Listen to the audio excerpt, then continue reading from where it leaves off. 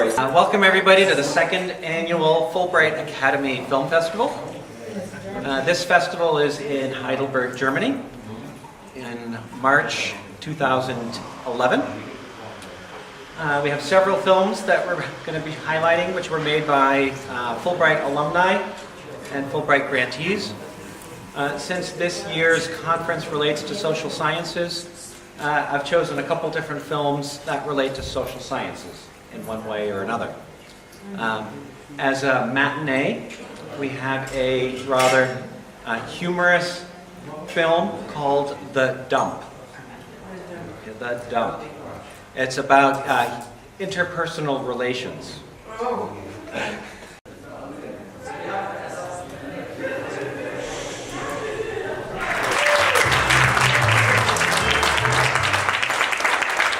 You enjoy the dialogue?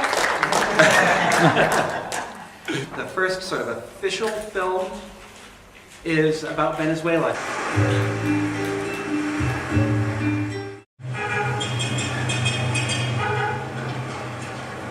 6 Millionen Einwohner zählt Caracas, die Hauptstadt Venezuelas.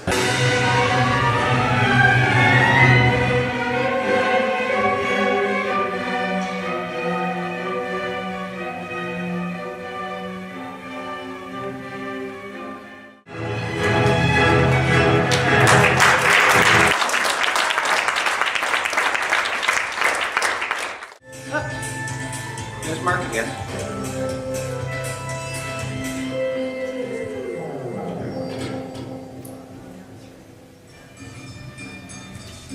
The artists announced the launch of a new internet service.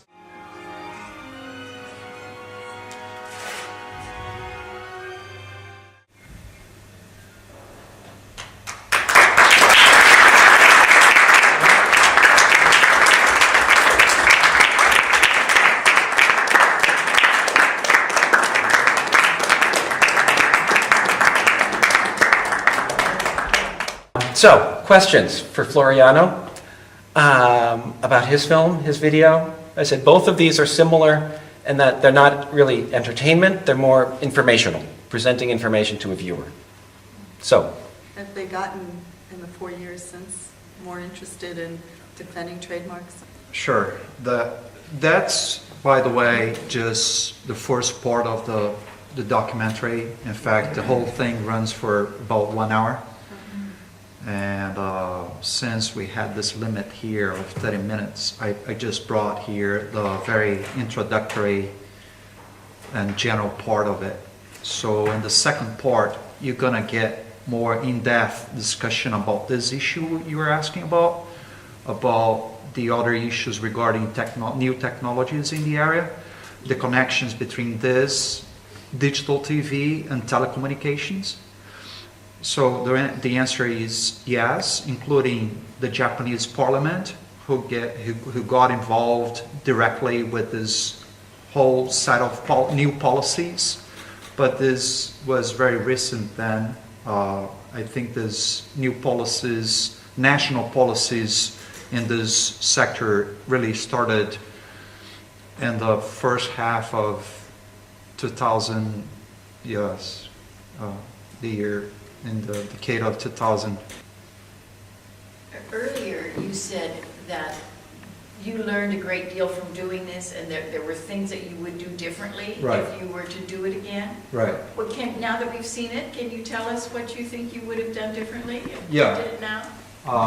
For one thing, I would have saved the original project because I had to re-edit this and dub this into English out of the version that was broadcast on TV. So one thing I would have done differently would be to save the original project and then add subtitles without needing to put that black bar on the top, because I put that black bar, for example, because there was Portuguese characters behind or the positioning of credits. Also, I wouldn't have done that back and forth changing that we saw there. So I would have done that differently. So those are small things This was made for a Portuguese-speaking audience originally. So I recorded the voiceover in English myself, once to save money, and two, also to have this experience of having this documentary narrated partially in English by me, because I see this also as an opportunity for future possibilities for the English market. It is all about Japan's repositioning themselves as technology leaders. I didn't see that you have interviewed any of the people from the industry like Nintendo. Is it later in the documentary that you have interviews with them too? Right. Well, one thing is that all these companies are pretty much connected to each other. So one of the company people I interviewed with was the Sony guy. I think he appeared once or twice. He appears many more times in the second part. Okay. There are 2 or 3 more industry people in the second part. As I told you, this was the very introductory part of the whole documentary. But it wouldn't surprise me if this Nintendo game became another hit in the market. It's the PlayStation itself. Yeah, it's not Nintendo, it's PlayStation. Because PlayStation is by Sony. Right, it's the Yeah. Wii. I'm too tired. No, but Nintendo did release a new product Right. for the 3D Right. market, and it animation wasn't and a game. games. It was the actual player. Right. And the analysis, the technology analysis that was provided said that it wasn't about the development of the content itself that was supported by 3D technology, but rather the showcase that they did by releasing that is to position the whole country once again as a technology leader in terms of all use of 3D technology. Yeah, it doesn't surprise me, because this is a huge fight involving different sets of industrial sectors. So electronics. It's establishing standards, it's everything. Yeah. Exactly. Standards. I talk about standards in the second part of the documentary. Intellectual property rights, I just started talking about this here, and it goes on in the second part. So electronics, politics, negotiations, and not only in the WTO, but also there is a whole institution in Geneva called WIPO, the World Intellectual Property Organization, that was established to discuss these issues. There are other multilateral institutions such as the United Nations Trade and Development Agency that also discusses these issues. Yeah, but my question is, did you feel from your interviews, which we didn't see all of them, that the Japanese are preparing themselves again to be leaders? Because there are, in the parts you showed us, they were kind of holding back. That's their intention, but then the competition especially with the Chinese, is really tough. And this was shot in 2007. So what I tried to show there also, maybe I didn't have enough time, was this link between this kind of industry and the overall economy.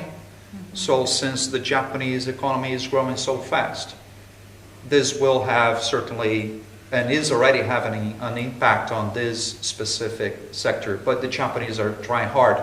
These latest events are certainly gonna bring a problem in this industry as well.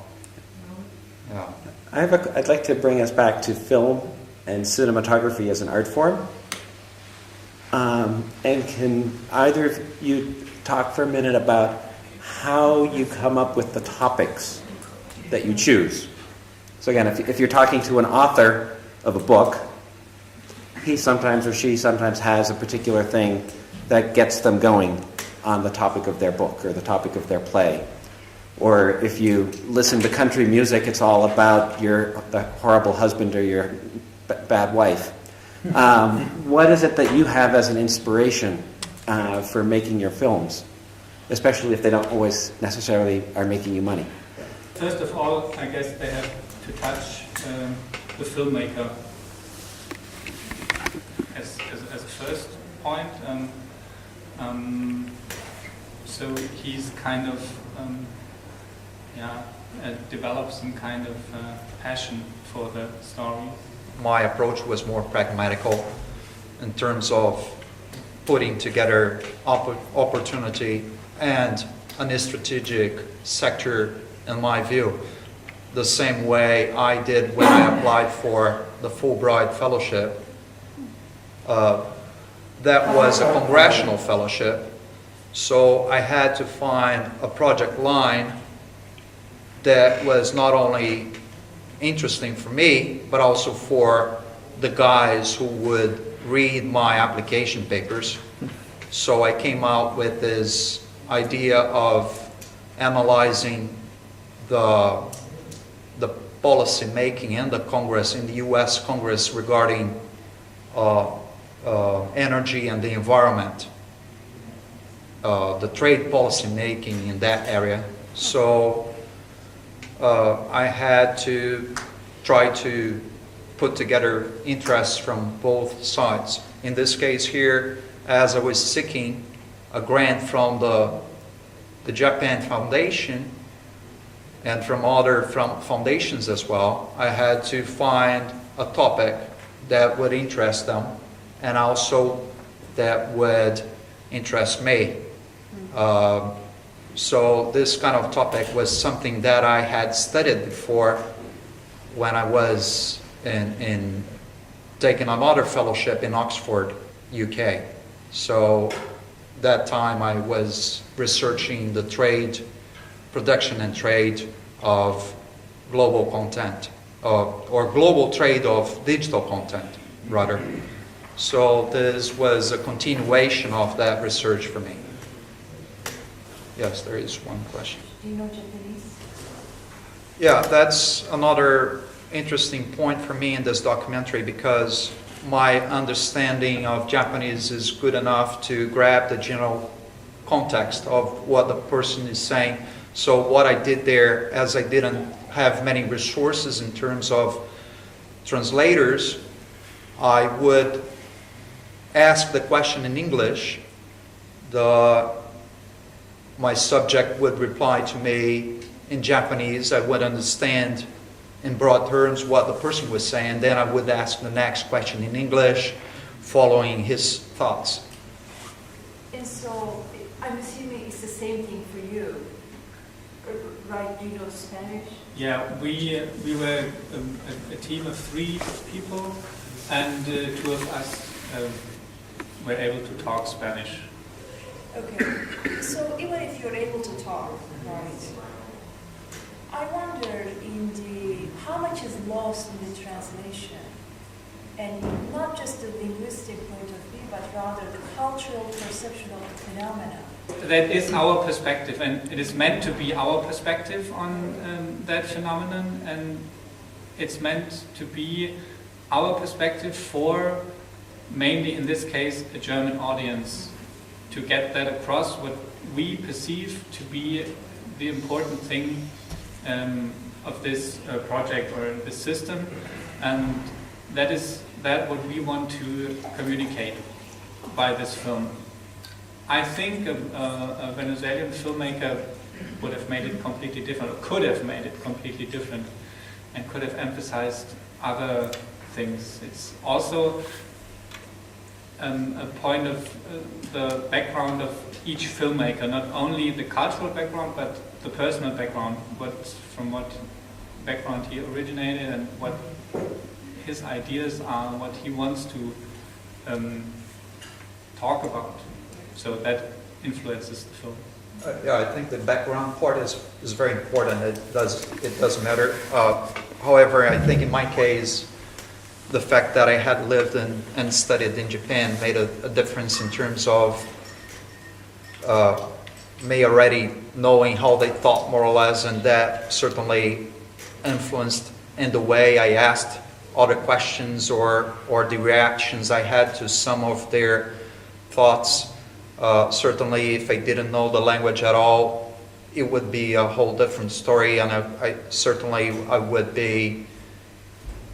wouldn't be collecting, I think, so rich material, I think, as I did in terms of understanding their thoughts and expressing not only my perspective of the problem, but also their own perspective. Just out of interest, how well are the animes and mangas received in Brazil, disregarding the big share, the big Japanese population there? Because I know in Europe, many people like it, and it's actually many studies started getting Japanese out of this interest. So it's some sort of soft power already. Yeah. What can you tell us about that? Yeah, the power of Japanese animation is strong not only among Japanese descendants, many of them don't even speak Japanese anymore, but also among other, normally younger generations who don't necessarily speak Japanese, but are pretty much connected to this language, to maybe the power they feel from watching these animations and even dressing themselves with the clothes of their heroes. So it's pretty much alive there. And I believe it's also strong in other countries as well. It's not something typical in Brazil just because we have this huge Japanese population there, I believe. Thank you very much.